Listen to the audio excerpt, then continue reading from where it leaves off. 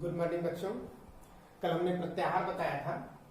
उसी प्रत्याहार से संबंधित उसी के आगे अगर प्रत्याहार बनाना आता है तो अब संधि बनाना बहुत आसान होगा। उसी कड़ी में संधियां हैं। संधियां जो स्वर संधि, व्यंजन संधि और विसर्ग संधि, 3 संधियां हम आपको बताएंगे।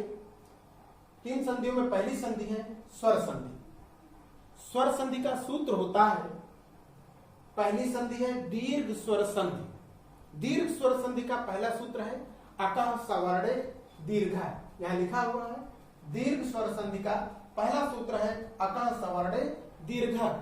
अब अकः सवर्णे दीर्घा का विस्तृत व्याख्या क्या है? अगर सूत्र समझ गए तो फिर संधियां करने में कोई दिक्कत नहीं होगी। तो सबसे पहले सूत्र का वर्णन समझ लीजिए। अगर सूत्र समझ गए तो संधियां आ जाएंगी।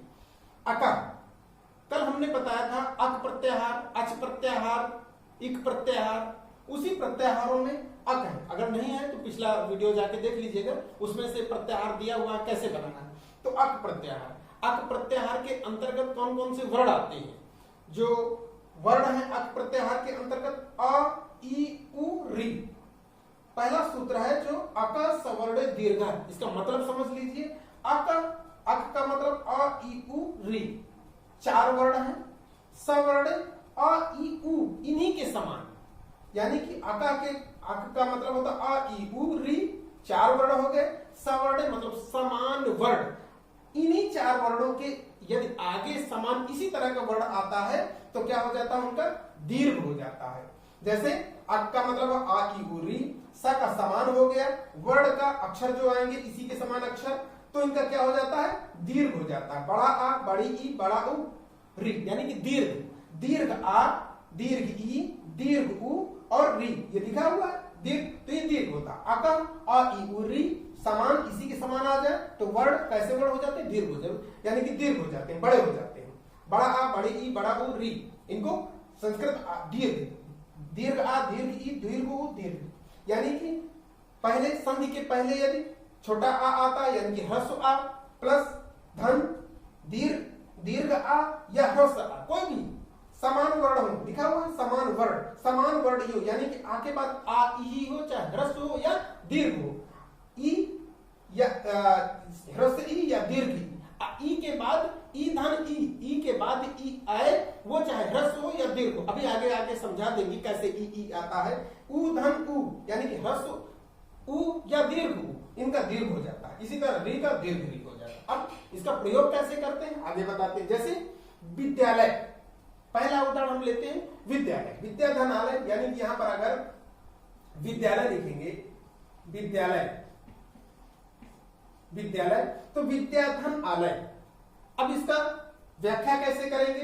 ये विद्यालय लिखा हुआ है, विद्याधन आलय। अब इस विद्या में बड़े आ की ये मात्रा लगी हुई है और इधर भी बड़े आ की ये मात्रा लगी हुई है।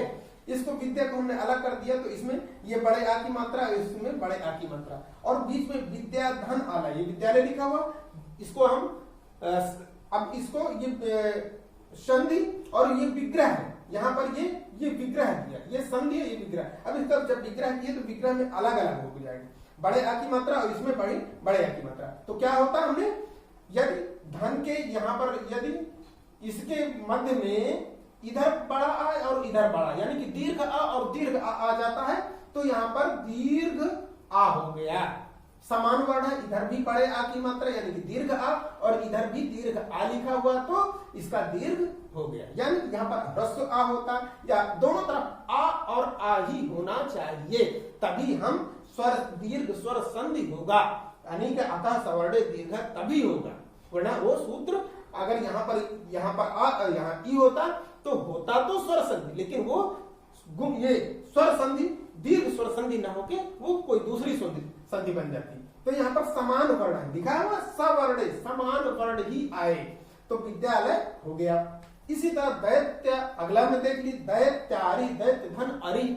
अब दैत्य धन आ, यहाँ पर यदि इसके नीचे हम विसर्ग कर देते हैं तो यहाँ से आ निकल आता, छोटे आ यानी कि ह्रस्व आ। धन अरी, इधर भी ह्रस्व आ और री लिखा हुआ है, यहाँ बहुत समझने की बात है। जहां समझ में आ गया तो फिर विग्रह करने में कोई दिक्कत नहीं होगी। दैत्य धन अरि, दैत्य में हर का ख ग जितना भी होता है यदि हम उसके नीचे विसर्ग लगा देंगे तो उससे आ निकल आएगा। बिना स्वर के किसी भी व्यंजन का उच्चारण नहीं हो सकता है। यानी कि क के नीचे हलंत लगा दे तो आधा का हो जाता है। इसी तरह या के नीचे अगर हम तो इसका उच्चारण ना होकर के आ अलग हो गया।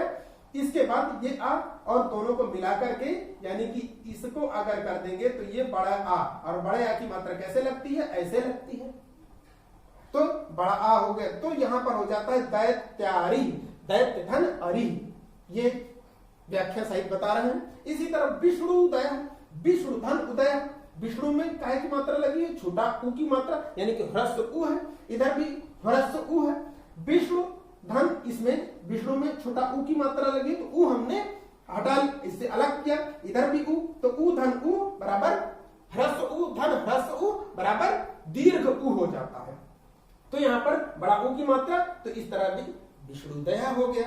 इसी तरह श्रीसा, श्री धन ईशा, इसमें बड़ी ई यानी कि दीर्घ ई, धन दीर्घ ई, दोनों तरफ इधर भी बड़ी ई इधर भी बड़ी ई है, यानी कि दीर्घ ई इधर है दीर्घ ई इधर है, दोनों को मिला के हम दीर्घ ई कर देते हैं। तो समय देखिए, इसमें भी आ आया है, इसमें भी आ आया है, इसमें भी उ दोनों तरफ धन के उ आया, इधर भी ई और इधर भी यानी कि दीर्घ ई, यानी कि समान वर्ण दोनों तरफ आ रहे हैं। यही ध्यान देने की बात है कि दीर्घ स्वर संधि में हमेशा समान वर्ण आते हैं, धन के पहले और धन के बाद में। यानी कि जहां पर विग्रह होता है, विग्रह के पहले और विग्रह के बाद दोनों तरफ समान वर्ण ही आएंगे।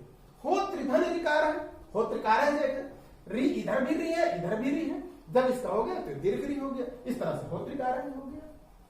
इसी तरह विद्या, विद्या आतुरा, विद्या धन आतुरा, विद्या में बड़े आ की मात्रा यानी कि दीर्घ आ, धन दीर्घ आ, जब इसका हम संधि कर देंगे तो विद्यातुरा हो जाता है। इस तरह से ये आज हो गई दीर्घ स्वर संधि। इसको बार बार रिपीट करिएगा, रिपीट बार बार देखिएगा, कहाँ कैसे है, नहीं समझ में आ रहा कमेंट करके फिर से पूछिएगा, हम फिर बता देंगे अगले संधि में। इसके बाद नहीं समझ में आया तो बता दीजिएगा, दोबारा हम फिर से बता देंगे। इसके बाद गुण संधि है वो बताएंगे। इसके बाद ये शब्दार्थ है, ये रोज हम देते हैं 2 4 10 शब्द, इसकी एक अलग कॉपी बना लीजिए तो आपके पास शब्दार्थों का एक मीनिंग का एक काफी भंडार हो जाएगा। संस्कृत में बहुत आसान होता है, पढ़ते रहिए, काम पूरा करते रहिए।